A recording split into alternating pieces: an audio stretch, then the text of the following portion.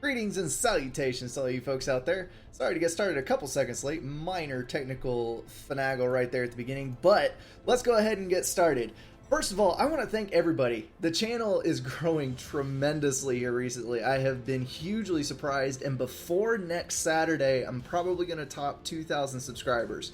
So kudos to you guys for recommending the channel, for getting out there, and wow, echo. Alright, killed that. You'd think by the third time I did this I would have it down. Anyway, we're going to start off with a game on Wonder, and once this game is up, we're going to have a question and answer time for anybody who's curious about anything. Me, FAF in general, the channel, anything about YouTube, whatever you want to ask, it is all up for discussion, but that is after this game, so let's go ahead and jump in. Like I said, it is 5 versus 5 Wonder, and we've actually got a really good game here. There's some good guys, and I think we're going to see a pretty high level of play. To get everybody introduced, we've got Super Panavision. He is taking Red Seraphim on the left-hand side. Good old Chevalier, Cybern as a white player. We've got Freshie taking Aeon. Best of Luck taking Seraphim. Executioner as Seraphim. That is going to give a whole lot of Seraphim and no UEF to the northern team.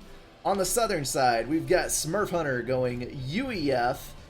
Then we've got WSL in the air slot taking the customary Aeon. Akanabis as Cybern. Then we've got Momo Chila taking Seraphim. Whole lot of Seraphim this game. And last but certainly not least, Government Cheese taking Cybern as the steely gray color. Now this is open Wonder, which means that there's going to be tons and tons of land spam and hopefully not a whole lot of turtle. So we should be able to see a good bit of action. There's two ways you can go on this map. You can go super hard early rush, and in that case typically you don't even need T3 air, or you can turtle up and tech up. Almost like a Settings game, and you'll see T3 air fairly early. It just depends on the game how that goes, and we'll just see how it plays out. I hear an ACU firing. There he is, chasing off that pesky little scout. Executioner coming up trying to snag the mass, but Government Cheese beat him to it by a really wide margin. That boost is going to overflow to his whole team. You definitely want to get the mass on this one because you are boosting all of your teammates, not just yourself. T1 Bomber coming down. Probably going to try to peg some power, or maybe an expansioneer or 3. As long as you can kill 2 engineers with a bomber, it is worth the mass. Going to kill the unit building in the air factory. That's going to be a stall and lay down a little bit of damage, so that's going to be mass wasted if they try to assist it. Another bomber heading up on the north here, and get 1 engineer, and then a second bomber headed down, but we do have interceptors in the air. WSL being a good early teammate, he's going to push out some interceptors and help protect his team. That is the one thing that bugs me about Wonder. Every once in a while you get somebody who is way too end game oriented, and they do not provide early air cover, and that can quite literally get you killed. This bomber's doing a pretty good job up here. He's killed off 2 engineers there, the one there, and then I thought I saw it peg another one. About 4 total engineer kills on that one. So very nicely done. And more T1 bombers coming out. Gonna see bombs everywhere this game. Wiping out some more down there. T1 bombers have the highest damage to mass ratio of any air unit. So if you can abuse them, even as even if you're doing it just... Oh, someone's saying I don't have a cursor. Let me swap, guys. I can fix that. I think that'll get it. Yep. Alright, cursor is on the field, but you're going to have to deal with the little bars at the top and bottom. That's the only way that I can get the cursor to show up. I forgot about that. Alright. Back into here. Got ACU on ACU right here, and actually for a minute there they were doing the dance of death on the wrong side of their teammate. Nice little run by here on the right hand side. Anytime you can be aggressive and knock out some mass extractors, that is always a good thing to do, because if you can knock your opponent off balance, that means it's harder for them to react to you. If you control the flow of the game, you are well on your way to winning, because if you can force them to react to you and not be reacting to them, that is always a win. As I was saying, even if you kamikaze the T1 bombers, because they have such high damage per mass, if you can hit 3 or 4 targets in one pass, it's worth it just to throw the bomber away.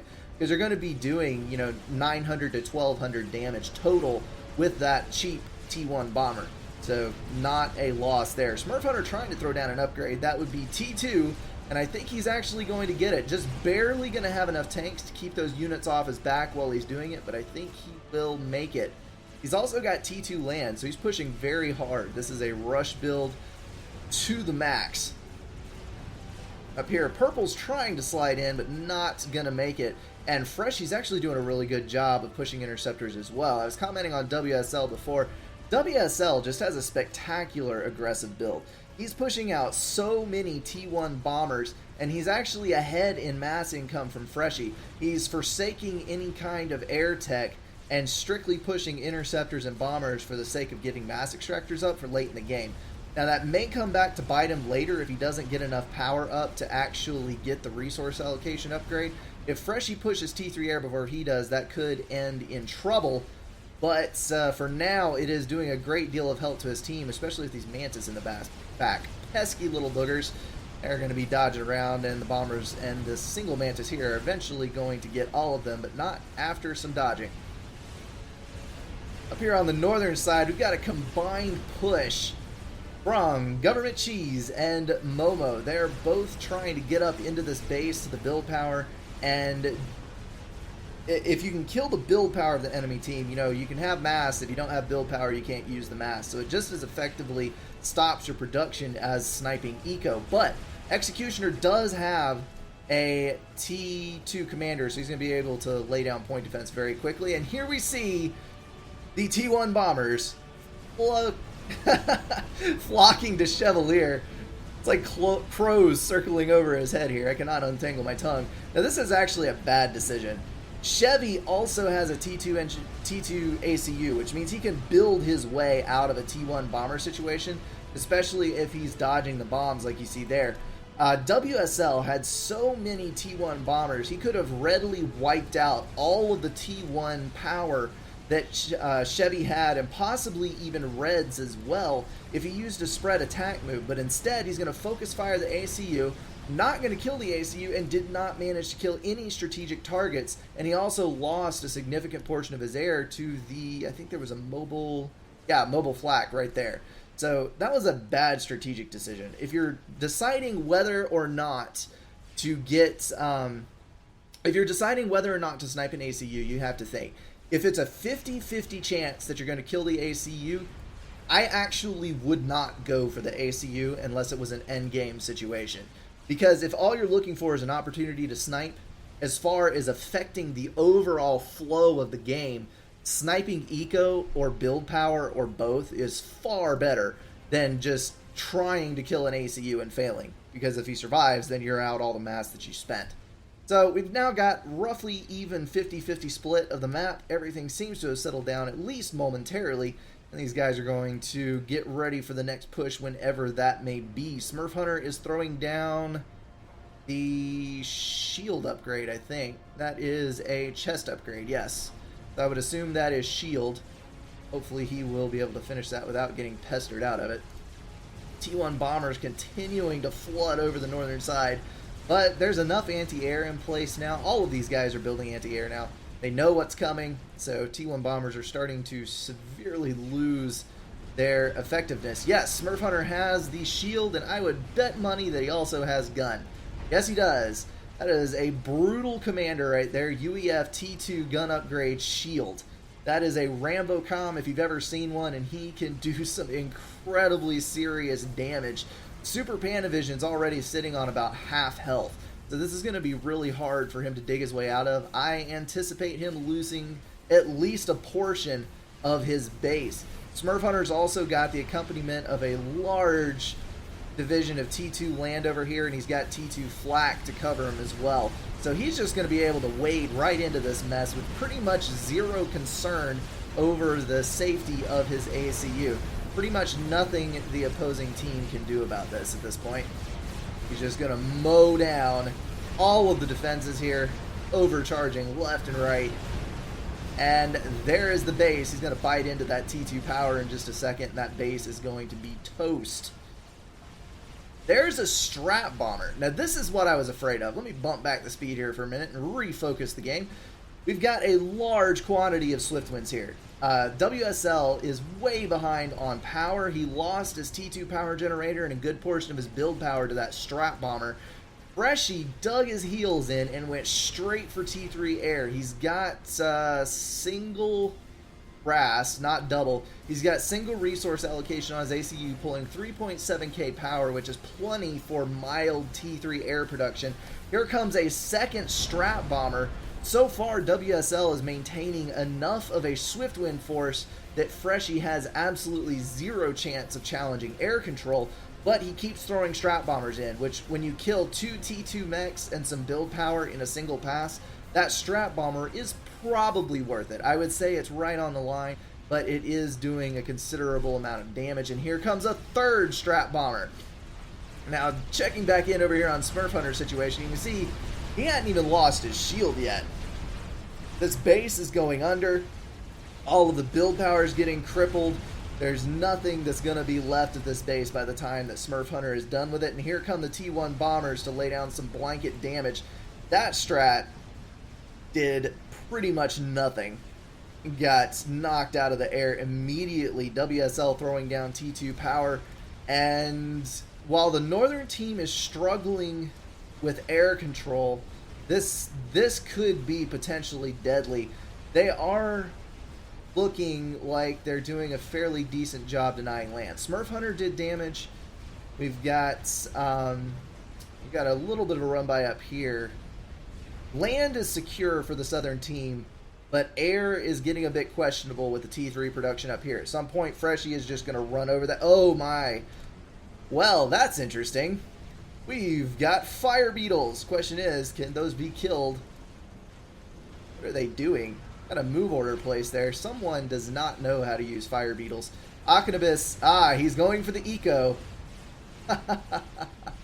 I would have dropped those right on the ACU's head. Yeah, that's going to do a huge amount of damage to the eco there. You're losing 4 T2 mass extractors. And honestly, Freshy does not have many T2s. He's mostly still at T1 other than the ones that were killed.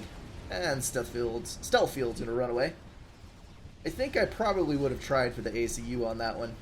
Because I think with the ACU tangled in engineers like it is, that ACU would be dead. Only has 11k health. Alrighty then. Over here on the right side, this is a run by doomed for failure. Don't know why he's even attempting this one. There is easily twice as many land units on the right side to deal with that. And then Smurf Hunter's still sitting pretty over here. Sadly, he only has a T2 ACU. I know he has 18k health, but that's a couple of veterancy, not the T3 build suite. And if he had T3, I think he would be pretty much impervious, because he could throw down a SAM, protect himself from any strat bombers that might come in, and then start with the T3 point defense creep from basically inside Chevy's base. I know Chevy's a little nervous right now, and then on the northern side, Executioner may need a hand. We've got Best of Luck coming from all the way over here to assist his teammate. Always nice to have a buddy to back you up. Blue's going to pull out just fine. And then the tide is going to turn. Going to be able to push back a little bit on pink. T1 bombers coming in. They are going for blue, but there's mobile flak there. Going to lay waste to that entire group, and nothing is going to come of it.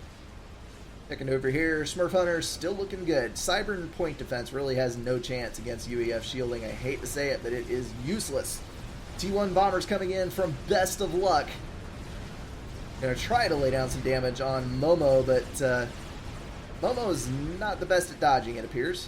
Took most of that damage right to the face, but his regen is high enough that he can pretty much just shrug it off. Got another Skyhook headed to the northern side, full of fire beetles.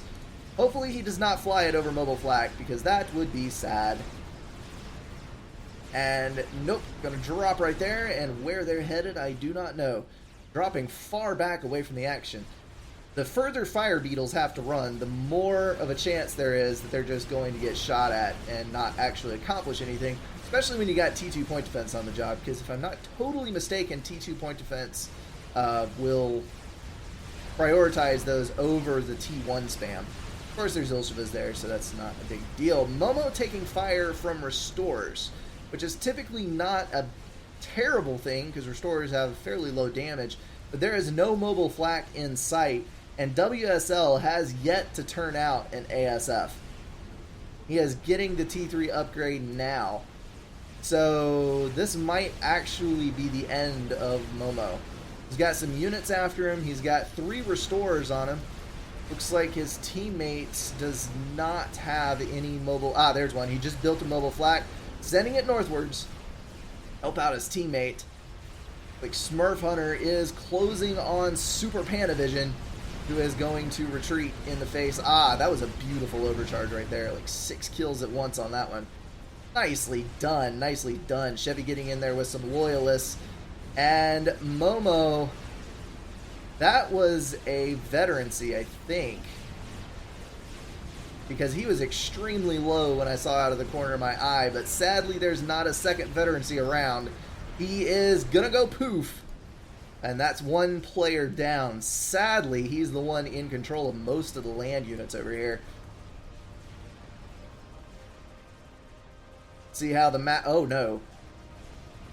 Oh, my goodness. This is a full share game. Ah! What is it Guile always says? A little fairy died in heaven or lost his wings or something. Oh, my goodness. Smurf Hunter does not apparently realize that he's been handed the map, though. Or this base. So it is going to sit dormant, at least for the moment. He's getting his ACU out because Chevy did the correct thing. Chevy built T3 mobile artillery, which is the direct counter to fire bases of any sort. And that's successfully going to drive Smurf Hunter back. Smurf Hunter is going to hand this right side base over. And that is going to allow Government Cheese to spam... I was about to say spam T3 heavily, but he's still on mostly T2 support factories. He's got 1 HQ pushing bricks at the moment, which is not a bad thing, but he definitely needs to get some more factories rolling in order to use all of this eco that's just been handed to him. So you got a Gunther. 1 T2 stationary artillery is actually not a bad idea. It can blanket most of this area with damage. You can see the range right there. You can pretty much target large clumps of units however he wishes to, and the damage from that is pretty substantial. It's a good tool for softening up incoming units before they actually get to you. Now, Smurf Hunter is under fire from restorers, but he does have the personal shield, so the restorers are going to bypass him completely and head for the base. I'm assuming this is going to be eco rating, but we got mobile flak coming online in the southern side, so that is not going to go too terribly far, I'm afraid. That is a brick out there on front. Akenabis has moved to T3 as well. Just taking a glance around the map here. We got a megalith going down. We've got strat bombers over on the right. Fairly good push over here on the right. Restorers down here. Let's see what else we got. I don't see any there's a T4. There's a Galactic Colossus heading up. Have to see how that plays out. So many Ilshavas. The strongest of the T2 units, I think. Probably the single strongest T2 unit. They're a little slow on their feet, but man, they pack a punch. Now this is going to be slightly problematic, because that megalith, there is no way that megalith is going to get done before the GC comes in. There's a fairly large number of Percivals and a whole lot of pillars over here, and there is basically nothing to stop it on this side. And Chevalier, for some reason, has decided that it's a good idea to keep his ACU nice and protected, mint in the box. He is completely and totally incapable of moving anywhere. I have no idea why on earth he would do that, unless he's just taunting the other team. That is a distinct possibility, but I definitely would not be that brave, because all it would take is a single snipe tack launch, which actually looks like it's being built over here, because he wouldn't be able to run from the tacks, and that would end very badly. Alright, GC looks like it's going to try to punch directly through the mid there, or the left side rather, that is not the mid. And a large number of sniper bots and T3 mobile artillery firing on that base. We'll have to check in on that. Chevalier reclaiming a couple of wall sections and running for the hills with his ACU, and I don't blame him, because I definitely would not want to sit and have a staring contest with the GC, because, you know, I think the teddy bear is going to win that staring contest with its single bulbous unblinking eye. Chevalier getting away with 1,800 health. That was a close call. Restorers coming in. Super Pan diving into the fray with some overcharges. He does have... No, that is veterancy. I don't think he has nano regen. He's got 3 or 4 vets on that. 4 vets on that ACU. And he's going to keep overcharging the GC. Should... Oh my word. 400 health. And... it's gone. Wow, that was close. My goodness. Super Pan wins Teammate of the War. That is supporting role of the year right there. Saving Chevy about a step and a half from death. That was brutal right there. Well, you can say you stood up to Galactic Colossus and won. Although it wasn't directly targeted at you, so I think that may have something to do with it. It was a T3P gen right there. Looking back at this firebase after all that action, I see the evidence of T3 mobile artillery over here. There are no more attack launchers, which means that these probably hit their mark. Restores coming in to pound away at these Percivals, and those are going to get chased back. Eventually, Smurf Hunter will get some mobile flak in there with them, and the restores won't be nearly so effective. But for now, they are going to stem the tide of the Percivals at least a little bit. I don't think Freshie is building any ASF at all. Kind of odd, but I can understand it because his team is having issues with land control. And at least for the moment, WSL does not have anywhere near enough ASF to kill off his group of restores. So he can just keep adding restores to the pile and accumulate a decent amount of ground damage. That'll help his team out while still being able to deny air control. The only problem is, here it is, just what I was about to mention. If strat bombers come into the equation, the restorers are going to present a problem because they're not fast enough to chase down strat bombers. So, going to have a little bit of an issue killing those unless the strat bomber is kind enough to fly directly past the restorers, in which case, kaboom, there goes the strat bomber. We got a Monkey Lord coming up from Akanabis. I was about to say it has pretty much no chance of succeeding, but when coupled with this group of Percivals over here, that is actually a fairly deadly force. Got another Monkey Lord coming up over here. Good amount of bricks to protect with on this side. I think the right side is fairly secure. That looks dangerous. That looks very dangerous. That is almost ready to launch up there, but it has been scouted, so hopefully no one is going to die to that. I'm going to stay zoomed out here for just a minute while we follow this. Here come the tacks. Those are Seraphim tacks, not going to be splitting. And Monkey Lord down. Oh well, that was a futile endeavor. And there goes the Monkey Lord. I'm sure they were looking, and there's the voice crack. I'm sure they were looking to take on Super Pan, but I think the Percivals are going to be more than adequate in this situation. There's an overcharge going to kill 3, and Percy shot to the face. There goes Super Panavision. Alas, his ACU is now as outdated as that tech company. Now we've got the movement on the right side. Looks like finally enough T3 units have built up to take on this base.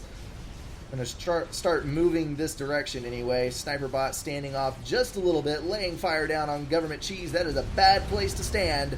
You can see how quickly the damage racks up on those sniper bots, and there he goes. But, as aforementioned, it is full share, which means that all of this eco is going to stay in the family. We got strat bombers coming in, headed for the northern side, probably going for Chevy again. Don't know why they're focusing so hard on Chevy. GC and Aeon pulling down. Those are going to be able to challenge this Monkey Lord and succeed, I would think. But then there's another Galactic Colossus headed up from the south. So many T4s. Apparently, the game has progressed to the slug match that Wonder always turns into. This GC is going to go down thanks to this Monkey Lord, but the Yoda is going to be able to peg it and then do a good bit of damage to this GC, hopefully. And there's another one over there. So 2 chickens versus a GC. I think we can all guess who's going to win that. The GC's headed for the T3 power. That is always a good target. Anytime you can kill power. In the late game, power is by far your most vital resource because you can't spend reclaim without power. And there is a whole lot of reclaim in the late game. Just take a look at this patch right here. Oh, the glorious mounds of mass to be sucked up there and turned into new machines of war. Checking back in with Smurf Hunter. He is just going to be chilling in his base, not doing a whole lot of anything. And Akanabis building a Soul Ripper. That is an interesting choice considering that his team has basically no air and the other team has ASF. That is doomed for a horrible fate before it even gets off the ground. Another mention, he is reclaiming his T2 power while everything that he has is power stalling. Not sure entirely what he is thinking there, but to each his own. If that's what he wants to do, that's what he wants to do. Not going to deny him. Looks like the Yodas were able to kill off that GC and save the T3 power. Win-win in anybody's book, and that Yoda's going to head south. Hopefully it will be able to make it a fairways. There's a pretty large number of Percivals coming in. Check out the spam on Smurf Hunter. Holy kashmolies, that's a lot of units flowing northwards. That Soul Ripper is very nearly done. Here comes the T3 mobile artillery fire. It's like it's targeted on the T3 HQ, trying to knock that out of commission. Definitely want to be rid of that, if at all possible. Got some Autumns moving in to support the Chicken, and Chicken has cleaned up the area, it looks like. As long as the Percivals are streaming in and not coming in a clump, the Yoda will do just fine. And Soul Ripper laying waste to this group of T3 units here. That is a terrifying amount of blanket damage. Here come the ASF. Maybe they can save the majority of those units. I would sure hope so. The early game looked like the south side was just going to steamroll the north at one point. I was afraid this was going to be a very uneven game, but this is actually pulled just about exactly level. We still have about a 50-50 map split, and at this point, it is anybody's game. Trying to see what we've got going on down here. We've got a Fat Boy coming up. More T3 power going down. Looks like WSL is building another Galactic Colossus and laying down some more power. He's really not investing much into air this game at all. I guess he got behind early and just decided there wasn't any point in catching up. But Akanabis is trying to cover a little bit, throwing out a few ASF, at least enough to snipe off some strat bombers. Yoda pulling around the left-hand side. That is going to be dangerous. Going to pull around where there's really no protection here. Smurf Hunter forsook that base a long time ago. He is getting the hell out of Dodge while the getting's good. Does not want to die when he doesn't have a support like Chevy had. Speaking of Chevy, what is Chevy up to? Pretty much has no base left whatsoever. Got 2 shield generators, which are currently turned off, and then a small group up here. And he is not really tackling any upgrades, just building some power. So, not sure what's in the books for him. We will surely see as the game goes on. That is a whole lot of Sams queued up. My goodness. We are in the turtle phase of the game for sure. That you thought was finally going to be dealt with by all these Percivals and the help of a couple of strat bombers, which I believe were just over there while I was not directly focused on that portion of the map. I'm surprised this TML base is still alive. Would have thought somebody would go deal with that. Soul Ripper still hovering around on the right hand side. Tag some T1 mass extractors. A couple of easy kills, but really menial tasks for a Soul Ripper. Another GC off the line here. Finally settling down. My goodness. Running on the +2 speed is a little bit taxing because there is a whole lot of action packed into a tiny amount of time. I have trouble keeping up with it all, and then once it hits a slack spot like this, I don't know what to do with myself because there's nothing to comment on. Unfortunately, they left the Soul Ripper out alone. Do not want to let your Soul Ripper wander the streets at night without some bodyguards, and that one I think is about to bite the dust unless these mobile Sams here can knock those ASF down. Soul Ripper's not looking healthy at all. 5k health. Is it going to be saved? Just barely is the answer. Down to 1,000 health, but it does have some regen on it, so hopefully it will be able to get some health back up so it's actually useful again. Got that Seraphim Commander coming in to overcharge that GC in the face. Unfortunately, it was overextended. Don't know why he wanted to headbutt the GC to death, because typically that does not go very well for a single SACU. Teddy is going to win that one. And pulling northwards.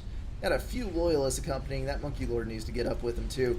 Oh, Chicken and GC 2v1. I think we all know who's going to win that one. Got some air support as well. GC's not going to do anything. Gonna get shot down immediately before it even gets close to the base. It's gonna be a free mass donation to the northern team, and that Monkey Lord's gonna end up the same if he doesn't turn around and haul for home. Alrighty then, let's see what we got going on back here in the base. Got another fat boy, got two fat boys coming up. Trap bombers on the move, we'll check in with them, see where they're headed in just a second. Another GC and a GC in storage in the base. Need to get these GCs out to the front. They're not doing any good back there. At this exact moment, Freshy is king of the... Nope, he's not actually. Executioner has the highest. And Nope, Smurf Hunter, sorry, my bad. Looking at the numbers over there sideways. 280 mass income for Smurf Hunter and 255 for Freshy. Here comes the strats. And failed. Chevy has successfully survived 3 separate snipe attempts, 2 strat bombers and 1 GC, and he is on an upgrade. I would imagine that's probably Telemazer at this point. GC is being handed over to Akonibus to coordinate it with the Megalith over there. Megalith's going to be able to outrange the GC and Chicken, lay in some damage before they arrive. Need to be microwing that thing backwards away. There it goes. Pulling back while the GC comes forward. Hopefully that Megalith will not die, because the southern team desperately needs it at this point. Smurf Hunter's doing extremely well for himself up here. He has got a buttload of mobile anti-air up there to protect his 2 fat boys, and those fat boys are going to progress. Don't walk your units into the GC. Come back to the fat boys. Let the fat boys kill it. Don't push. Megalith is down, but I think these 2 are going to mutual kill, and all the mass is on the southern team's side. So as long as these can be defended from, that is a net win, I think. Maybe the gunship will vet again on these T3 units. That would be tremendously helpful if it could. Orange getting way up into this base here. He really needs to pack his units in together. He's spreading his stuff out. He had more than enough to spearhead all the way through this, but he's just overextending all of his mobile anti-air, all of his Percivals, and letting them get picked off while the fat boys are still trying to close range. I know fat boys are slow, but you gotta wait on them. They're support platforms. They're not direct attack units. You can't try to rush past them.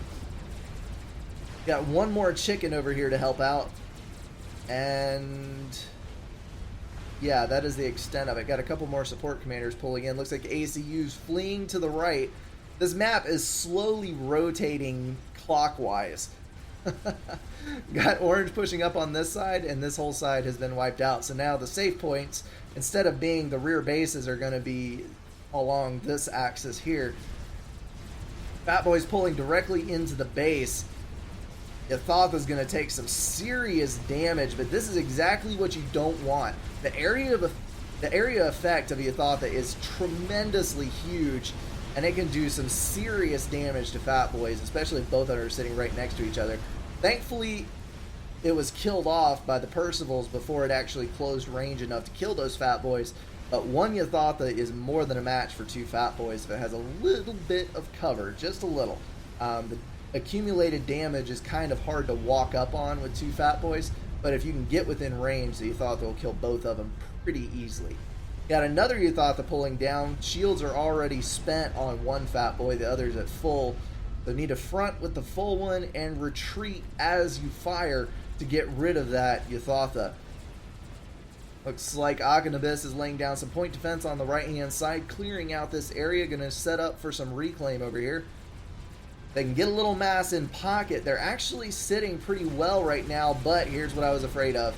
Running the Fat Boys parallel instead of away. Smurf Hunter bungled that one badly.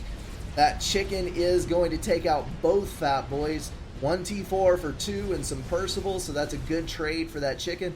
And the mass is a little bit closer to the northern side, I think. If they can secure this area with a T4 and all of this mobile anti-air, they should be able to suck up that mass.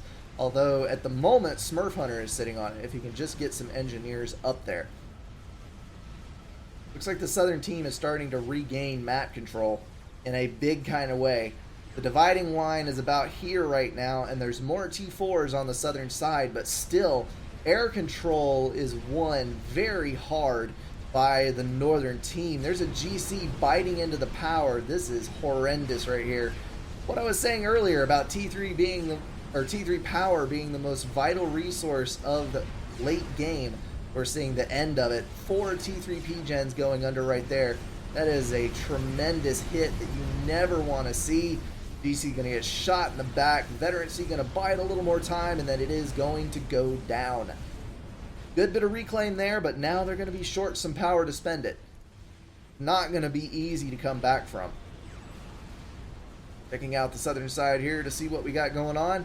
Oh my goodness, there's a nuke. And it is half loaded. Chevy asking for a P-gen. He has 90% on teleport, which means I think someone's about to die to telemaser. Typically a good guess at this point in the game when you're dealing with Cybern anyway. Not Percival. Galactic Colossus going to stand up to this group of Percivals here. Mobile shield in the front to soak damage, engaging the Percivals as an incoming line and not as a blocked up group of units. That is the way to do it. You can typically do a whole lot more damage that way. Chevalier's done with his upgrades. Have to see where he teleports at. Got scouting incoming for that shot. Northern team is looking pretty questionable at the moment. Smurf Hunter, for all that he's bungled this game, there's been several serious micro errors on his part, but his production is just so freaking huge. He's running almost 300 mass per tick. He's got a fairly large reclaim operation going on, although he does need to grab these T4 mechs. I cannot talk. T4 units from the sides here. That would add to his pile that he could put out. At some point that thing got shot down. I didn't even notice that. So he is turning out a pretty huge amount of units at the moment. And that overcharge support commander, the only thing really that the Seraphim support commander is good at, has higher damage than the other SACUs right off the line, has higher primary damage, and then when you get the overcharge upgrade, of course, 12k damage every few seconds as long as you have the power to run it. That is a tremendous ability to have when you're in a T4 battle like this. I didn't mean to sound detrimental. There's the telemaser. Crap, I missed it. Chevy teleported directly next to the air player. T1 point defense was in place, not enough to save WSL, but it did kill Chevy, so that's a trade 1 for 1. Chevy had no base though, but full shares on, so about the only thing gained by this is 1 less ACU to survive, stop the production of that GC, and killed off all of the build power in that base. So a decent hit, not much else Chevy could have done at that point, so I think that could probably be counted as a net win. But it's a shame he didn't go for one of these other guys first. He possibly could have gotten, well no, Smurf Hunter has his body shield. He probably couldn't have gotten a twofer. That would be highly doubtful. That nuke is loaded, and I have to see where it heads off to. Really, anywhere is a good target at this point, because right off the top of my head, I don't think there's a loaded anti-nuke anywhere up here. That is a very odd location to nuke. Why wouldn't you shoot further back in the base? Very strange. Calling to move ACUs. Got this GC coming in right here. Gonna get shot down by the Athotha and a couple of overcharges there. GC gonna get stunned by the outer ring of the nuke. That is one of the abilities on the... No, that's the Cyber Naval nuke, sorry. My bad. All factions nukes do that, I think. Where the outer ring also stuns. It may only be Cybern. Somebody correct me in the comments. I am not familiar with the land-based nukes. To my knowledge, they all have identical statistics. I'm not sure whether the Cybern one has the addition of EMP or they all do.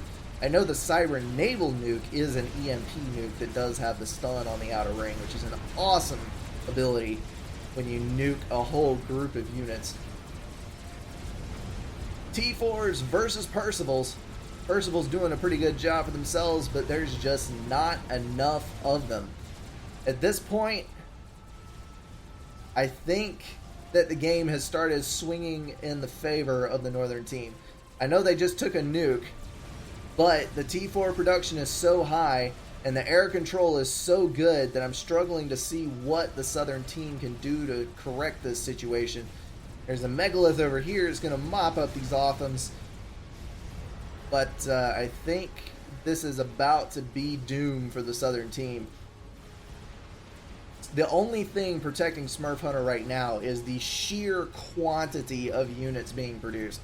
He's building Lobos, which is kind of an odd choice. UEF artillery is not a very good combat option at all, but he is building them. I'm not going to comment on their viability here. I don't think they're really doing a whole lot of anything. Alright, got 2 T4s together, paired with, no, 3. That is 3, but one of them is pulling back for some unknown reason. And 2 SACUs close on that fat boy, the last standing defense in between the North and South team. And that, I think, is going to be game. It's just a matter of mopping up at this point. I know that the amount of spam that's going on here is deceptive, but when you look at the strat bombers in the north, fat boy is down. So time to clean. Oh. Smurf Hunter took the easy way out. It's going to control K. That leaves only Akonibus, and Akonibus is going to die to these strat bombers right here. That is going to be GG. Well played from both teams. That was an epic scale war. Whole bunch of stuff going on in that cast. And while we're wrapping up here, don't forget, in the chat, ask any questions that you've got. I'm here to answer questions about the next 15 minutes or so. All I'm going to do is sit here and talk to you in the comments. So engage, ask anything you're curious about, and I'll head over there. Strat's going to wipe out Akonibus, and that is it. The end. Replay over.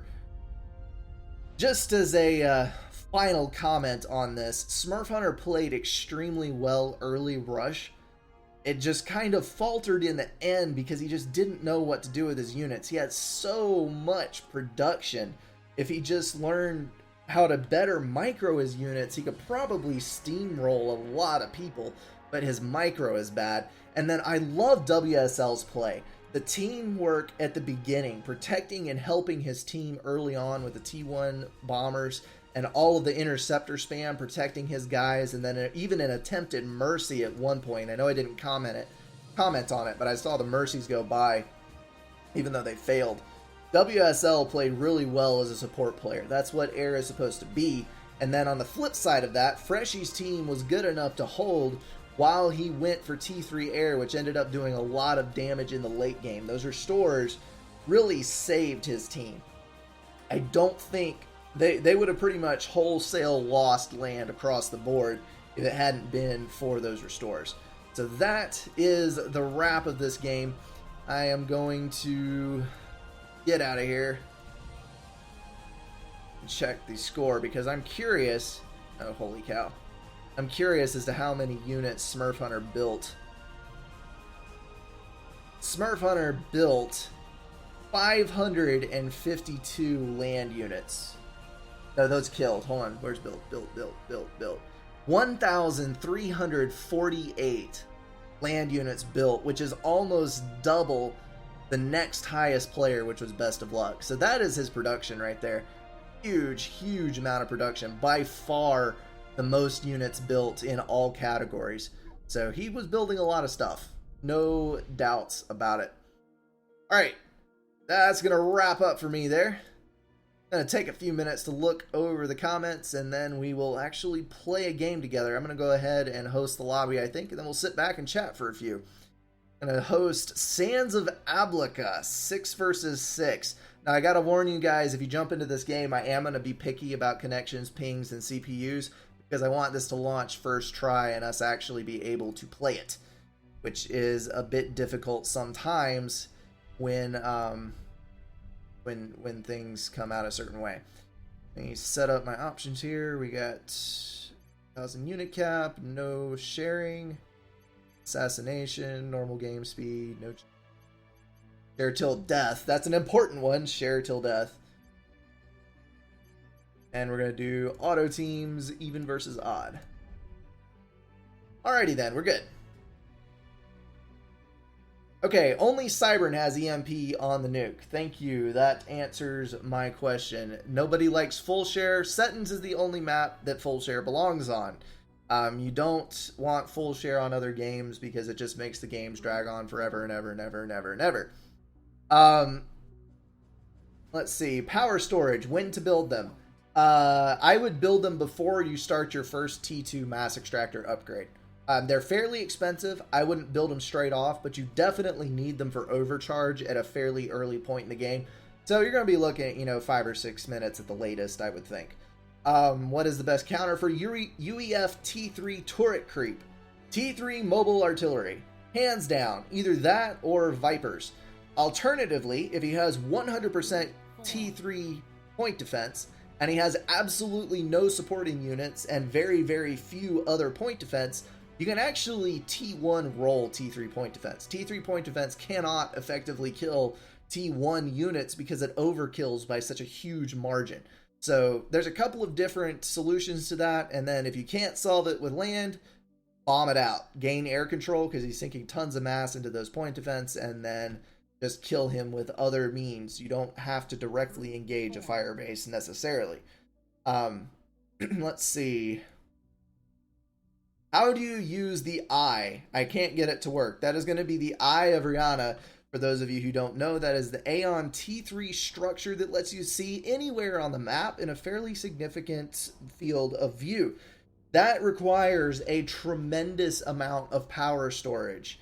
And also it has a large power usage. So I would recommend building it, putting a couple of P-gens next to it, or ringing it with T1 power generators. And then you're going to need 2 power storage minimum, I think. But it drains your power on the initial engagement of the unit. So I would actually build like 4 or 5 so that I didn't bottom out the power every single time. And you can actually retarget the eye a couple of times back to back. Let's see. How to keep units of varying speed together while moving up the battlefield without relying on formations. You can use, he mentions using custom formations. Oh. He's used to Spring RTS's way of control-click custom formations. Supreme Commander does not have custom formations, but you can create groups. You can form groups using the 1 through 0 keys, and you can do it that way, or I just really sit there and select groups of units and bunch them up manually. Like if I'm microing a large task force, I'm already devoting my time to that, and I just grab units that are at the front, back them up, let the units that are in the rear keep progressing, and just kind of manually coordinate stuff. Typically that's more effective anyway, because then you can focus fire damage where you need to. Let's see here. Why are so many people not coordinating their experimental attacks with teammates? For example, the bottom team in the last game. Because people don't talk to each other. Simple as that. It is a team game, and you will notice that anytime you work as a team, you will utterly and completely destroy 90% of other players. And that is one of the reasons that people joke about Mumble OP. Because if you get a team of 4 with at least 3 people in voice chat, and you can...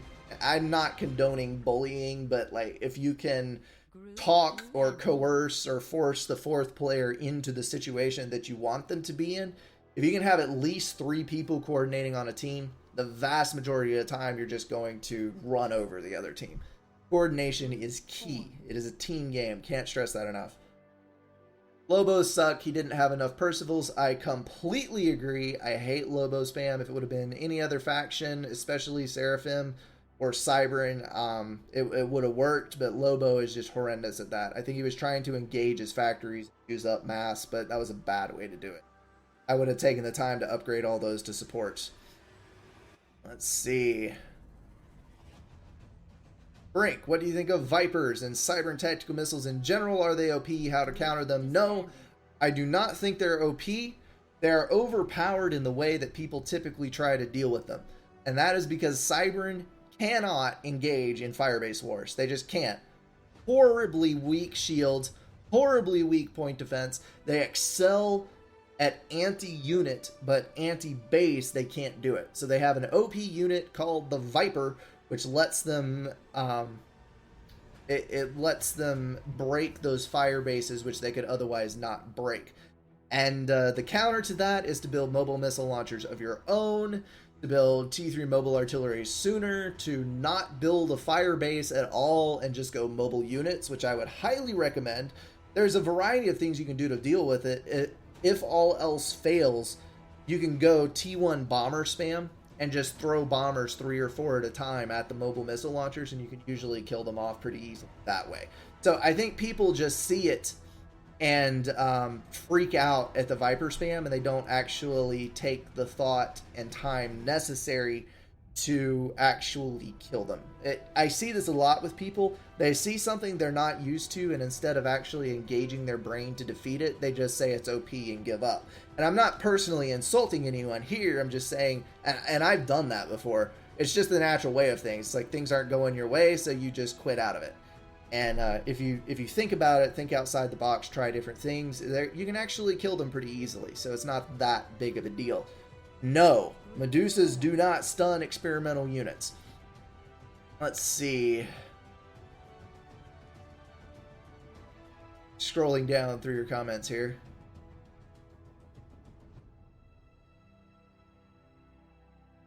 All right, that is all the questions answered that I have so far. I'm still 2 people short on this game. Let me advertise an Aeolus for a second here.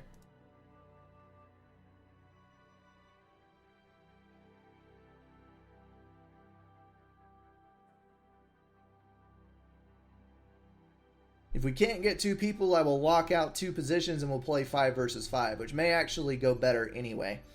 Let me see here. We've got, 21% balance. That is horrible. Let's see. I've got a 900 and a 1000 on my team. I'm going to move the 1000. No, they've got a 1400. I'm going to move.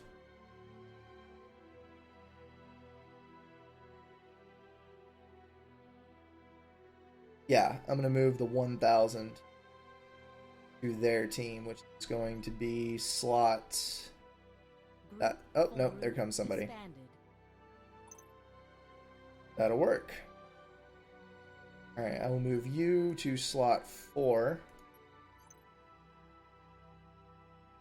And then you, slot 5. And somebody else is joining. Alright, we'll just wait.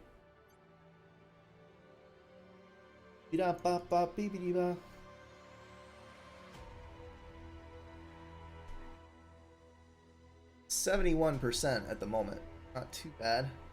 We got somebody with a horrendous CPU, though. 340. I don't think it'll matter on this map. I really don't. I think the game will be over relatively soon. This is a spammy land rush map. I'm going to go ahead and go Aeon. Just for the heck of it. And we'll get started here.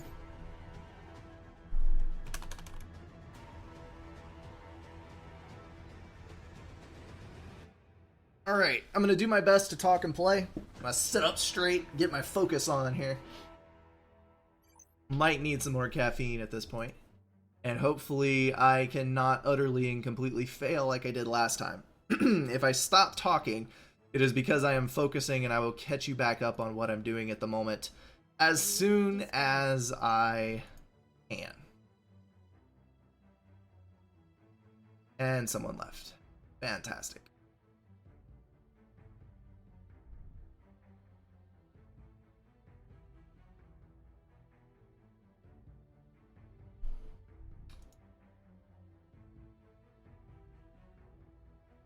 Someone already asking for Mumble.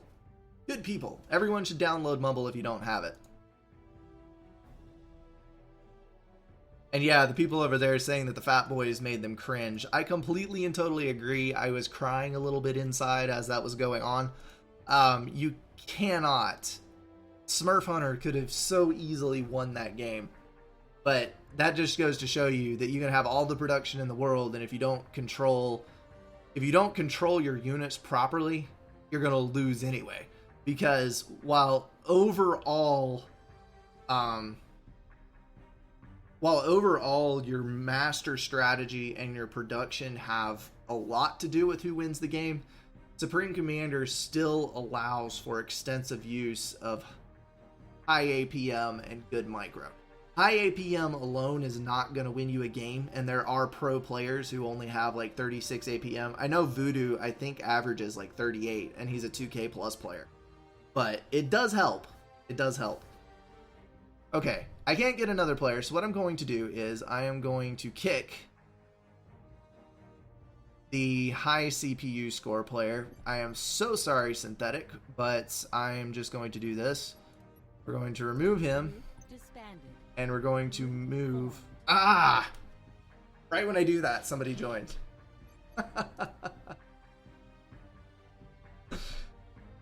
Oh, the perils of being a host. Ah.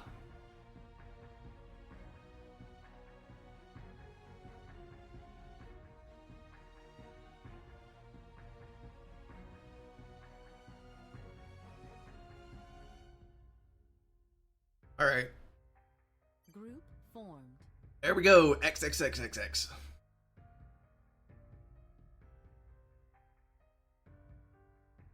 Let's get this started.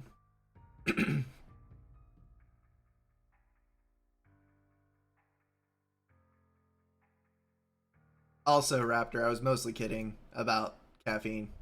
I am drinking Coke at the moment, but like I'm not a caffeine junkie. I don't do energy drinks. I don't do all that crap. So no worries. I sure hope I got auto team set right. I think I did. Pretty sure I did. I also hope everybody actually loads into this game properly. Yep, there we go. We're good. Alright, so land factory first. Come on, reclaim, don't screw me. Taking a quick evaluation of the map here. We've got rocks in the back, we got a wreck there, we have Salem's, I think, somewhere in the front. Yep, there it is right there. We got a Salem. I'm going to want to run. What I'm going to do, I'm going to send my first ACU. Pro tip, ACUs run faster, or engineers rather, run faster than ACUs do. So if you don't want to send your ACU to the front, if you send an engineer, in all likelihood the engineer is going to get there long before the opponent's ACU does, in which case you can get a few seconds of reclaim in, get roughly half of whatever you're reclaiming, and then the ACU will come in and shoot it. So you have your ACU to build things in your base, and you still get a good portion of the mass, which works out extremely well. So I'm going to do land factory, mass extractor, 2 power generators, in the configuration to upgrade a mass extractor early. And then my 2 P-gens early, that's going to put me behind on mass, but the reclaim will catch me back up. And then with the 2 power generators, I'm going to do 3 more mass extractors, and then go to help my first 2 engineers build the hydro. And I'm going to send my ACU probably in this general direction. Then I'm going to use engineers to expand into everything else. So, let's see. Yes. I think this is a good master plan. Engineer number 3, I'm going to send back this way because I can snag that for manual reclaim. And then I think that mass extractor is mine. Let's see, 1, 2, 3, 4, 5, 6, 7, 8, 9. 3, 4, 5, 6, 7, 8, 9. Nope, that's his, so I will leave it alone. It'll be a nice teammate and not steal my buddy's mass extractors.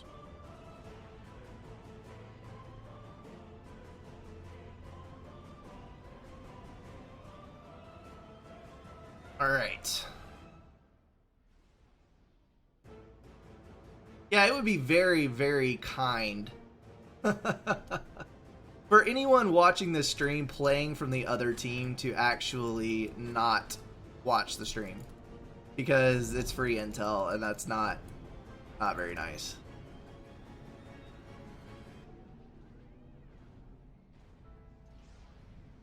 Alright, this is new. Go down here. And then that moves. There Oh crap, I forgot to reclaim. Aha! There we go.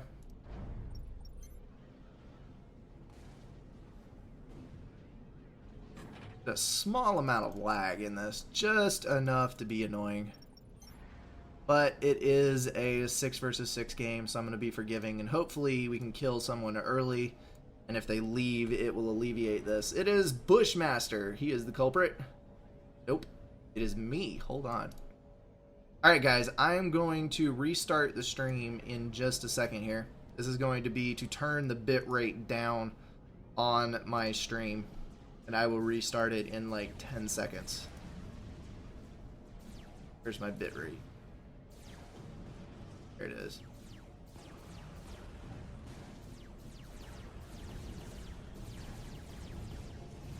And of course there would be scouts out. Alright.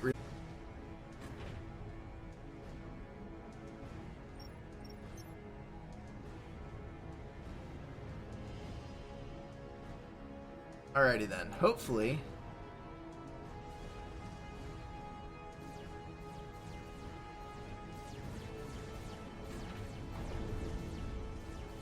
that'll let it lag a lot less. There we go. Got a lab out now. Go take care of that. Die! There we go. Send him to the back here, because I think there's another one back there.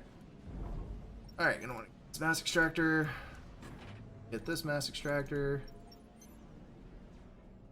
Want to upgrade. And let's go for combat. No, let's do tech. Tech is more fun. Alrighty then, so at this exact moment, I am power stalling very hard. So I am going to not assist my ACU. That'll catch my mass up if I can manually, or not manually, but if I can reclaim with these engineers. Then I'll just pause my ACU if I get extremely low on power. And speaking of power, I'm actually needing build some more power generators because I'm on the low end of things to the extreme. Oh, those are his units. What do you know? friendly mantis. Let's see, let me get some auroras pouring out here. Going to do 1 scout to 5 auroras so that I have constant radar coverage, as we've discussed many times. But it always bears repeating. You need scouts with your auroras because they have longer attack range than vision radius. I know that that is a horse that's being beat to death basically on a daily basis, but there's always people who have not heard that before, and it's one of the biggest things that can help Aeon play. I think that's why so many people complain about Aeon, is because they think that the tanks are just severely underpowered, because they always die, when in reality it is a case of not kiting effectively. Alright, mass is looking good at the moment. I'm going to go ahead and tackle another T2 mass extractor upgrade, and in just a moment here I'm going to get a couple more engineers out for reclaiming, and I'm going to go T2 land to try to get some TMD up in my base, because TMD is always a good thing. Then after this is done with T2, I'm going to throw the Omni upgrade on my ACU, and we'll start pushing across here once we have some good intel on what is going on. My reclaim numbers are looking extremely good. So I'm actually going to upgrade another one. Let's see, I need power storage as well.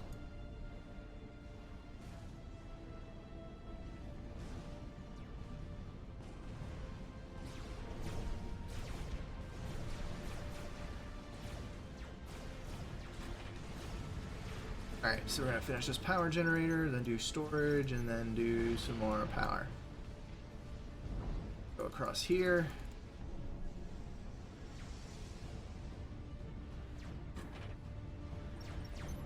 Problem with auroras is that they're actually slower than the other main tanks. And you see, as long as my vision radius doesn't touch the tank, he can't shoot back at me. So that makes it absolutely wonderful. Delete my move orders, don't place.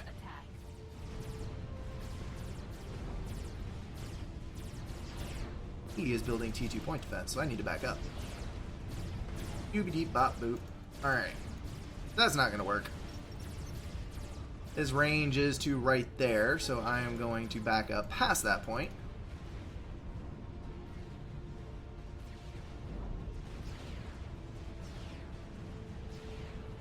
Alright, what I'm going to do is I'm going to put my T1 units on this side. And then I am going to place my ACU on this side. Then I'm going to do more Auroras on the right side, and that way I'll have all of my channels covered. Okay, so let's throw down a shield power generator, and I'll be able to start doing something over here.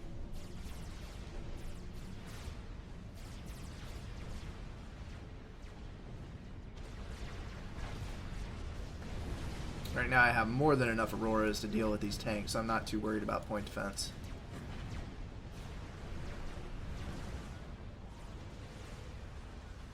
I don't think I ever got the Omni range in that. Snag these two mass extractors in here, because I don't think they have been yet. And I'm in range of his point defense, so I need to back up. He's probably going to try to point defense creep me. Not a nice thing to do. But whatever. Build point defense. I have shields and he does not, so I can deny his point defense pretty easily. I don't think I'm going to be in any issues. Let's take a look at everybody else here. Everybody else is looking fairly solid. Not any serious problems that I can see, and apparently they decided that this mass extractor was mine, so I will go ahead and take it. No biggie. My engineer alone. Nobody asked you to hurt him. Alright, so all of my guys are upgraded. Let's stop that. Go here. Let's do attack defense, attack defense, attack defense. Upgrade that one. Alright. We're good. Can I attack that directly? Yes, I can. Put that one exactly right. Let's do... really want to be reclaiming.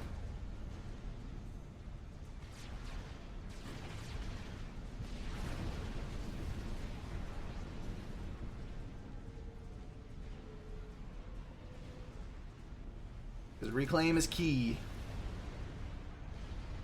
Alright. Point defense is down, so we're good on this one.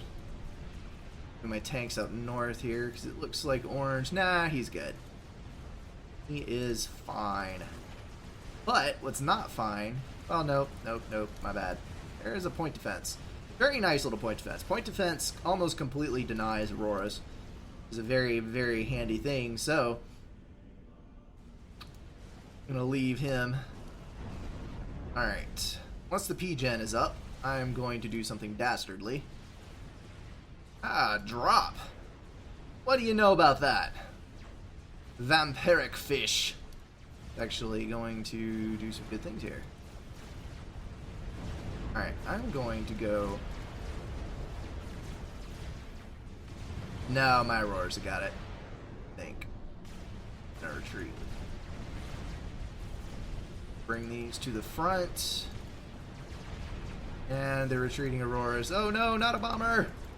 No! Crap. That is how you deal with Auroras, folks. Build the freaking bombers. Alright, now I've got to have my Omni upgrade. Ah, wrong upgrade.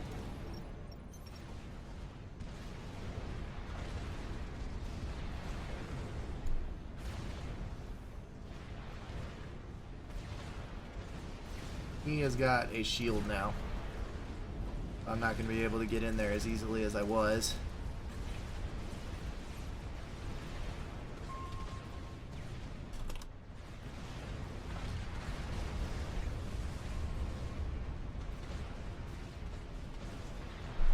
Ah, my teammate's being useful here. If he can kill both of those with his artillery, I will actually be able to run over this.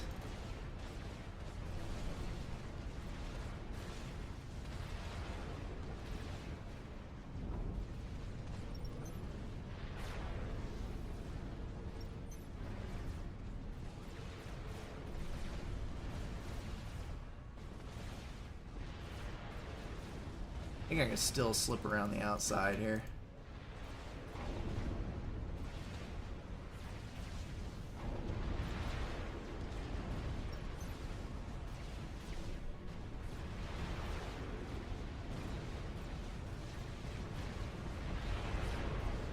Nope, not so much luck. Also, I probably need to start throwing in some mobile anti-air. Gray is not looking so hot.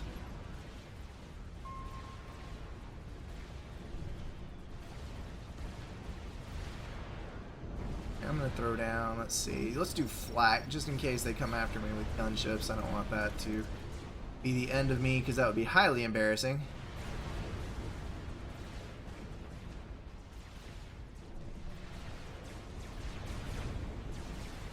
Alright, looking good so far. T1 upgrading. Alright, looks good.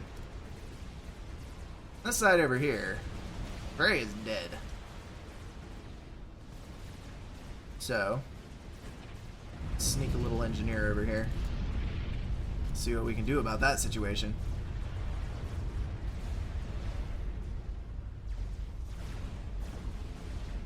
Google's been defeated! Oh no! Where will we get our internet service now? Alright, I'm going to build these 3-point defense right here. Let me do this. I need some engineering out here for some extra reclaim. I'm going to get these 3 up as a fallback point, and I'm going to cross the water. Because I think I have enough mass income now that I can actually get something up on the other side. And then, let's see, I'm going to start a T3 upgrade on this. I'm going to have a fair bit of mass incoming from all of this reclaim. I'm going to anticipate my supply here. Just a little bit. Ah, got both those mass extractors. Very nice. Very nice. Alright, gonna move across the water.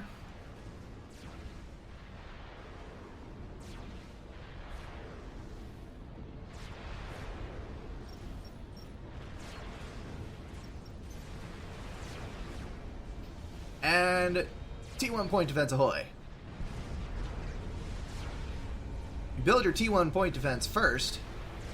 It can protect you from tanks while you build your T2 point defense.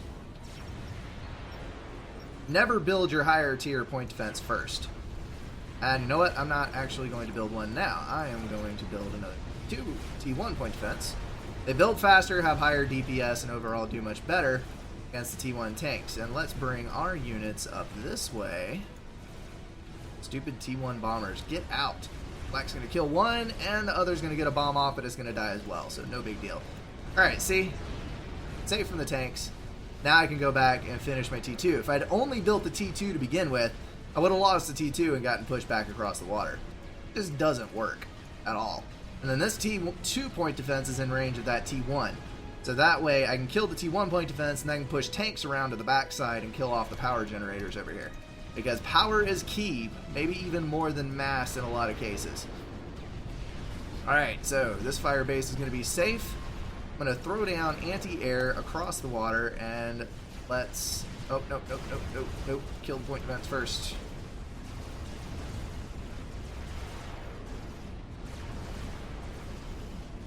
More shot and we're good. Alright, we can start moving. Thank goodness my teammates building mobile anti-air. Do I want to build Harpies? I think I'm going to build... Let's build sniper bots. Sounds like a plan. Sniper boats ahoy! And I'm going to move those guys across the water there. Alright. I'm going to place an attack order so that they move and destroy everything in their path as they move in that direction. I'm going to start moving up a little bit here. We got nope, those are not Ilshvas. Those are rhinos. We got rhinos over here. They're going to be able to easily deal with all of that Tech 1 spam, I think. I'm going to move up. He's got a point defense right there. What I'm going to do is I'm going to build a point defense right out of range. And then be really ridiculously unfair about this. Alright, so T2 point defense, followed by a T1 point defense out in front, followed by some wall sections. And then I've got a fairly good fire base right here, so I am actually going to throw down a shield, protect myself. And then I'm also low on power, so let's go back here and do that. I say low on power, I'm getting overflow now, but alright, so we're good.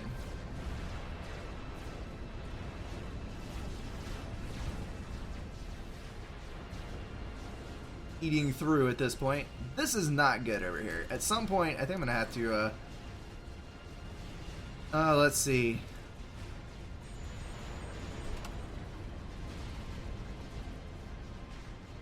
If he can make me a T2 transport, I can calm drop right there, and I can force him back out without much problem. Because this over here has fallen. We're good on this. This is clean up.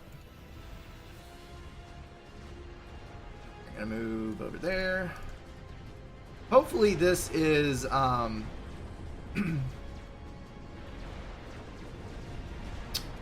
hopefully this is instructional to at least some of the people watching this, because a lot of times I don't realize when I'm doing these. I had somebody tell me before that they really appreciated this, because just I casually mention stuff that I've known for a long time but may not have occurred to other people, or like my flow of thoughts in a matter, just to understand what I was doing and why I was doing it.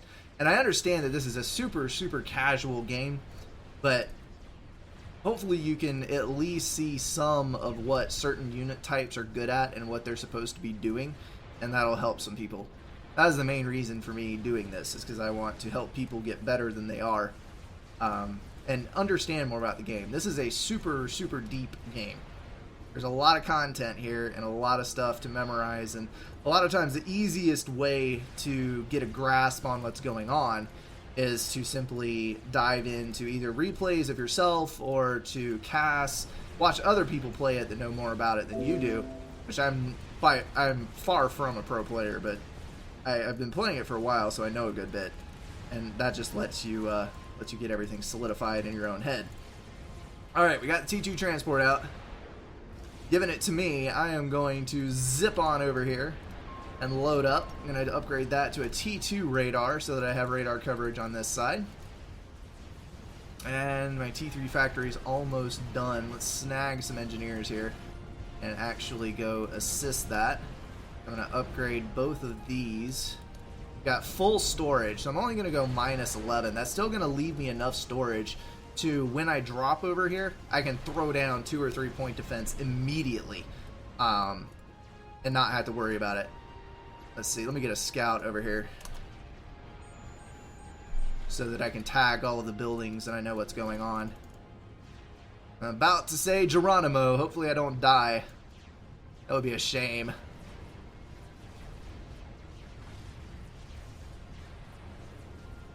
You know what I'm going to do? I'm going to be incredibly nasty. I'm going to do this. I cut off his avenue of escape here. I believe this is what's known as being a total douchebag.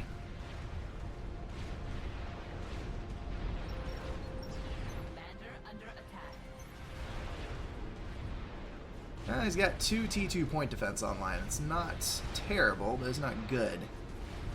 Alright, got T1 point defense online. Hopefully everything will readily target that. Need to move up after this one. Alright, T1 point defense to protect me. Commander under attack.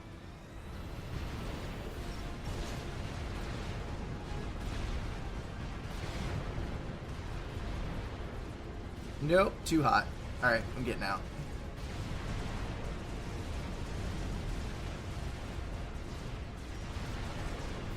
Thankfully, these are going to take care of most of his army. I will be able to set up camp right over here. Let's continue to march around the backside here.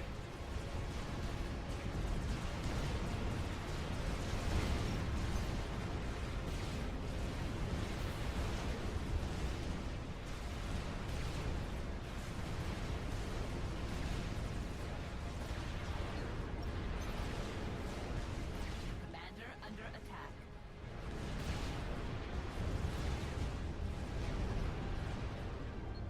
Do not want to get mercy. Let me do this too.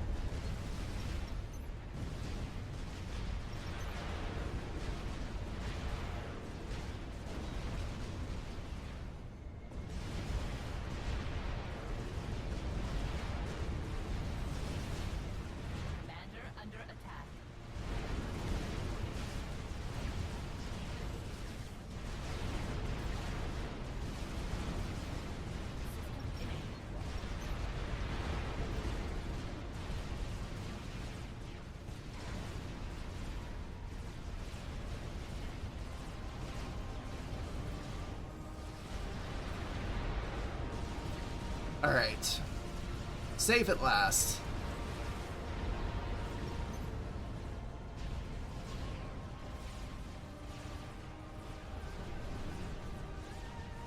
Alright, so stop these. Commander under attack. Well, crap. What did he kill me with? I sincerely don't know.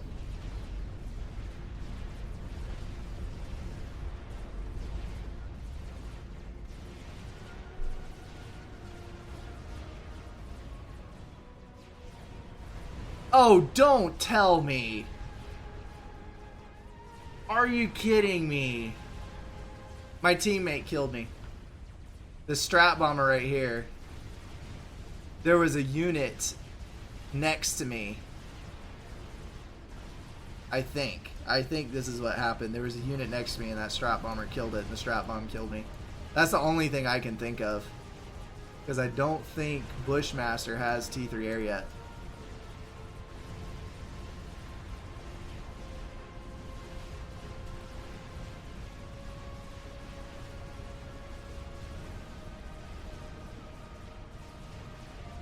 Are you kidding me? I can't live. Oh, tack snipe. That would make sense. Yup, there's tax right up there.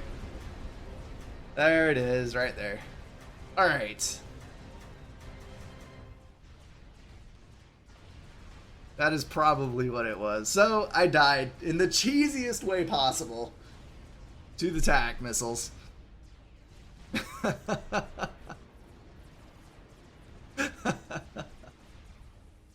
Well, hopefully this guy will die right here, because he has been a royal pain in the butt this whole game. Well done getting out there, but I think he stayed just a little bit too long. Nope, strap bomber's gonna get shot down by inties. But there's another strap bomber right behind him. He's gonna turn around and walk parallel. That might actually be a successful dodge right there. There's the bomb. Yep, it was. Nicely done. And good job, USA. Getting down here and reclaiming my base to turn it into more units. I'm slightly, not even slightly, I'm very disappointed in that because I was hoping to use those sniper bots.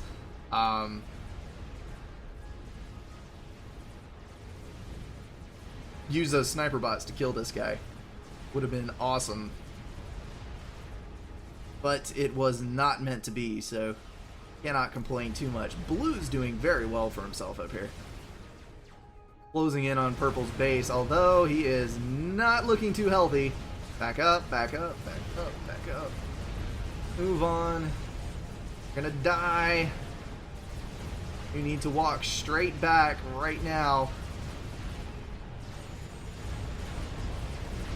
What are you doing? Forgot his commander.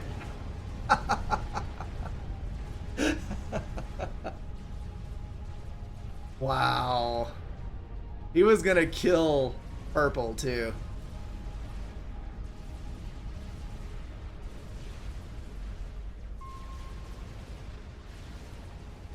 Oh well. If it's a loss, it doesn't matter that much.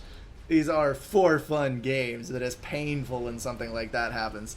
I know that Darth Raven is kicking himself right now.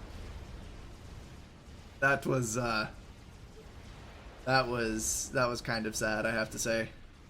I've done that before. I'm not gonna rip on him too hard because I have actually done that before. I did it in a Sentence game not too long ago where I placed a move order and forgot about it, and like my ACU walked by himself 3/4 of the way up the peninsula, and I died, and it was painful. So everybody makes mistakes. It's part of the game. I think we're gonna have wrap up here in just a second. Alrighty, so back to you guys. If you have any questions, comments, concerns, or suggestions, mention them now. We're gonna go through a little bit more question and answer, and then I'm going to clock out for the day. Gonna stop this cast probably in another 15 minutes here. Let's see, scrolling back up to where I left off. 10 out of 10 host skills. I know, I'm such an awesome host. Let's see. Phantom would be fun, but everyone will know what Brink is. Yes, I stopped playing Phantom specifically because it didn't matter whether I was Phantom or not. Everyone in the game would gang up on me and kill me first. It was like a contest to see who could kill Brink first. Which, as you can see here, is not really that hard to do. I don't know why it was such a competition, but it was. And it's just, I like playing with people, but after a certain point, it's not fun anymore. Like, I get into a Phantom game and I'm dead within 15 minutes, and it's just a pain. Let's see.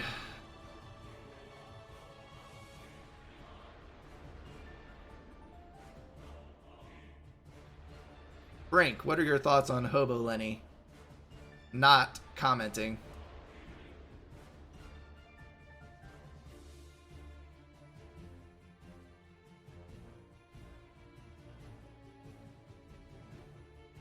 Not sure what peanut means by that comment. Slipping in somewhere. I feel bad for any girlfriend he gets. Not sure what was meant by that. I am engaged, actually. Ah, Raptor Jesus commented it in. My wedding date is like, yeah, it's 5 weeks from today. 5 weeks from today, I'm going to disappear for about 2 weeks. And then I will be back after that.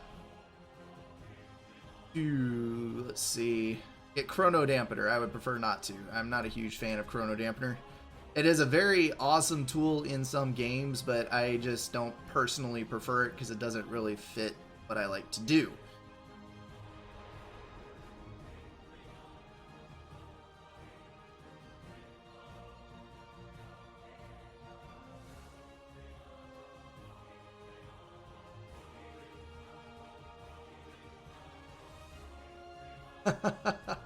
The comments when I died are awesome. Yes, I know. Alright. What are the positives of Seraphim T3? Not much, actually. Seraphim T3, the chicken is good. It is a good direct fire experimental that does pretty well versus large clumps of T3 units, which in the current balance of the game are plentiful. So, yeah, you can build chickens for that, but honestly, the Othams are pretty terrible. The sniper bots are good. The mobile shields are good. The mobile anti-air at T3 is good, but the mainline experimental, the mainline T3 unit, the Otham, is just an awful unit.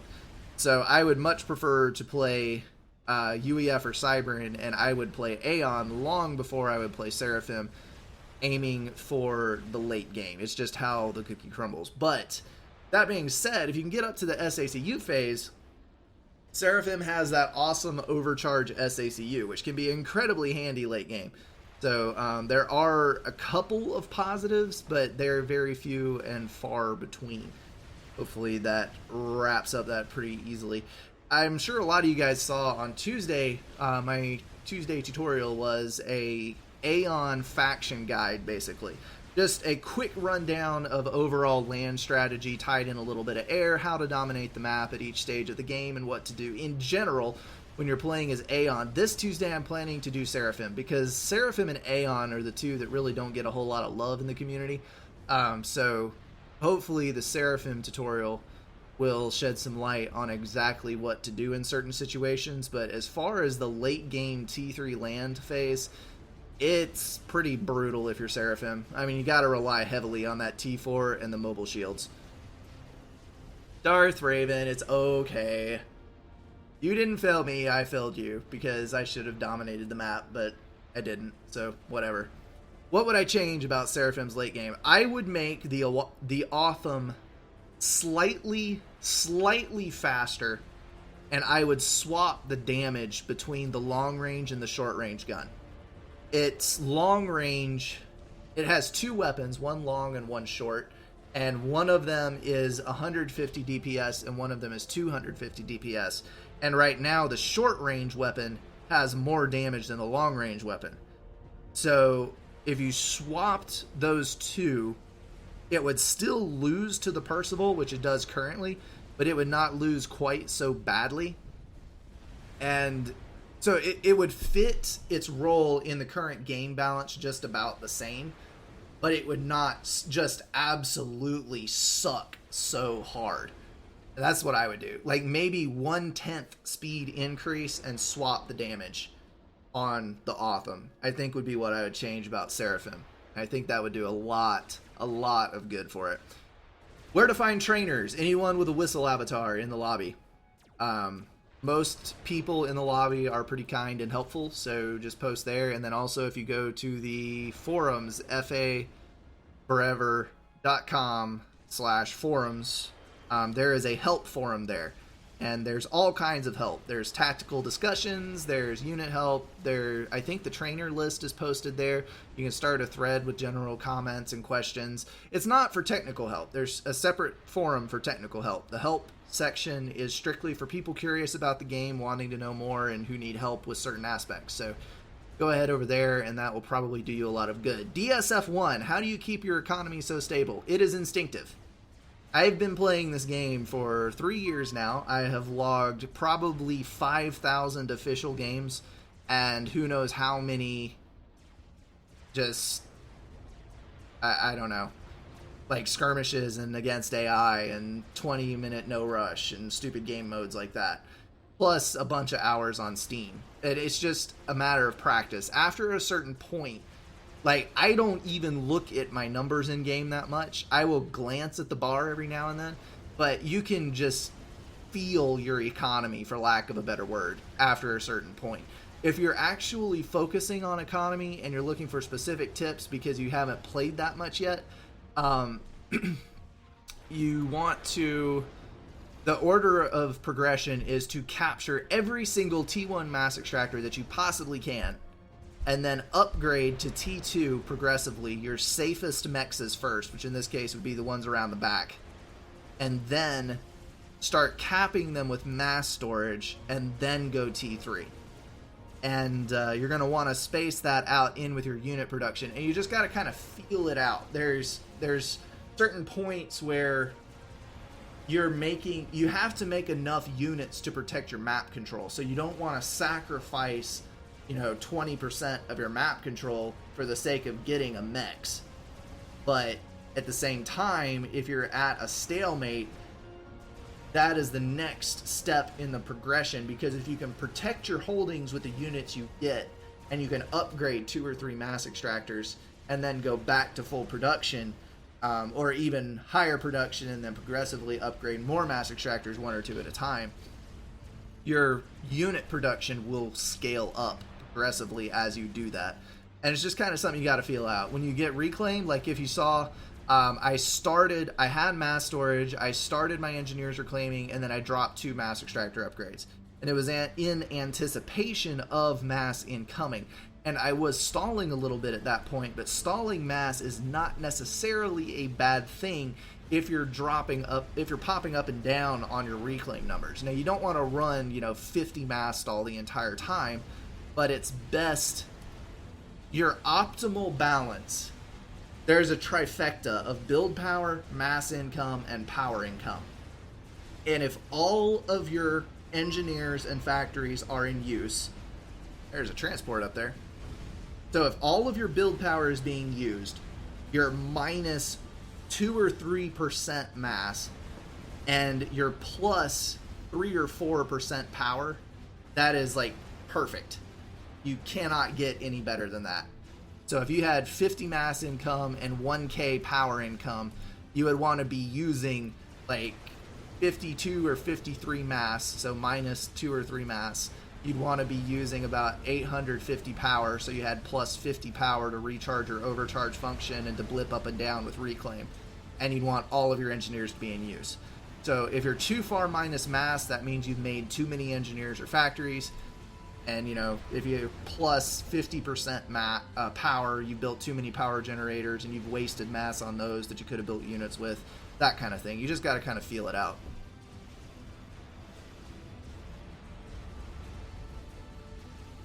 What is the best color for each faction to me? I love brilliant yellow Seraphim, because the outlines... He's not Seraphim, that's sad. The outlines and traces on the Seraphim ACU with the yellow color are really cool. I like Trying to think what I had. Aeon, I don't really care. I'm not a huge fan of the Aeon ACU. I like blue Cybran for some reason. I know blue is the UEF color, but the blue Cybran ACU looks really cool. And then as far as UEF goes, I personally like green, but I like green as a color, so green doesn't really look good on the other factions in my opinion, so I'm going to go for it on the UEF ACU. Aeon, let's all just kick Aeon out. Nobody likes the hippie bastards. Alright. Wow. Hanging this game. Connection issues galore. Alright, if anybody else has any other curiosities, go ahead and ask them, because I'm actually about to bow out of this game, I think. I have been talking for an hour and a half straight, and my voice is about shot. I know a lot of you are probably curious about how this game is going to end, but honestly, I think this is going to be going for quite a few minutes, and we're having some serious connection hitches at the moment, so I'll stay in it as long as I'm talking to you guys, but I'm not going to sit here and watch the whole thing out, because this could be another 30 minutes at this rate. Nice use of the T1 bombers there coming in for some damage. The Cerberus turret is the weakest damage-wise, but it has the highest firing rate, and it has the lowest cost per point defense with the fastest build time. So it is the only T2 point defense that I can actually even lightly recommend to use against T1 spam, but still T1 point defense is going to be better just because it builds so fast and has such high damage and retargeting speed. So a lot of people complain about how weak the Cybran point defense is. Yeah, it's weak. It does assist your army, but you can't mainline Cybran point defense, and that's why they need such a strong Viper. So Guile hates Cybran, Brink hates Aeon. Who hates Fim and UEF then? Everyone hates Seraphim as far as I can tell. Oh man. And nobody hates the UEF that I know of. That I know of. I'm sure there's somebody out there, but UEF is by far the most liked. Ah, somebody agrees with me. Mark pops up there. I know you haven't heard my audio on that section yet. And Raptor Jesus hates UEF. Alright, there's one person. There's someone who hates UEF for you.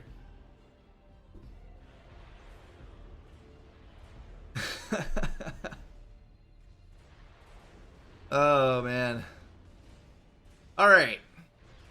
If nothing else comes in the next 30 seconds, because my stream is running roughly 30 to 45 seconds behind, I'm going to wait one more cycle, and if nothing else comes in, I am going to sign out. So I'm going to kill 30 seconds here. This is quite the impressive little army he's got here. I like how he's using these bricks to kite. He's moving around in a circle at the maximum range of the bricks. Bricks taking very little to no damage themselves. Ah, there's another brick there. And GG. I was one bar width off of his ACU and I didn't see how he died. That is sad, sad, sad. Oh well. Cannot be helped. I do not have a fast action replay camera on a live cast. Alright, who is your favorite player to watch? My favorite player to watch, I honestly don't watch a whole lot of casts. I used to, but since I do casting myself, I watch probably a dozen games a week. And then I play some, and I just don't really feel like sitting around and watching more people play. But I have watched quite a few games from Galactic Fear, and Galactic Fear kills me because he is a troll every bit as big as I am. He loves to kill people in hilarious ways, and some of the crap that he pulls in games is astounding. But he has the skill level that is just sky high. So the hilarious stuff that he's doing has the high APM and the high skill level to back it up. So some of the stuff that he pulls off is just mind-blowing. And I would encourage you to watch. Typically, Setton's games are not the best thing to watch, but if you can watch a Setton's game with Galactic Fear in it, a lot of times he will end the game by 25 minutes, and he plays so hyper-aggressively that it's just fun to watch. So if I had to pick somebody to watch, I would probably pick him, but generally speaking, I don't sit around and watch a whole lot of subcomp games just because I've seen so many of them already. Alrighty. I'm I'm going to wrap that up here. That is the end of this cast. There's an hour and 40 minutes on the clock. Holy cow. I need to go do something else with my life. Thank you so much for watching, guys. And again, as I mentioned at the beginning of the cast, thank you for all the support that you give me. The Patreon account that I have is almost up to my goal, and I'm actually making zero off of that. That is strictly paying for, I have a better internet connection that I would buy for myself because I upload casts and do all this stuff online. And then the Adobe Premiere and Photoshop that I use to do all of the fast action replay cam and the overlay and all of that cool stuff. So anything on that Patreon account up to the goal, I think I set it at $50. That's strictly paying for my monthly fees to keep these things coming to you guys. So I am hugely thankful to the people who have donated to that. That is amazing of y'all to do, and I love it. Helps me keep everything paid for.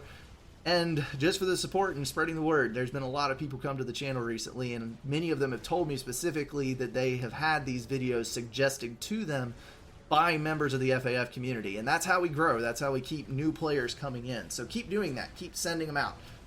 And with that, I am out of here. I will see you guys in the next video out for Tutorial Tuesdays. See you there.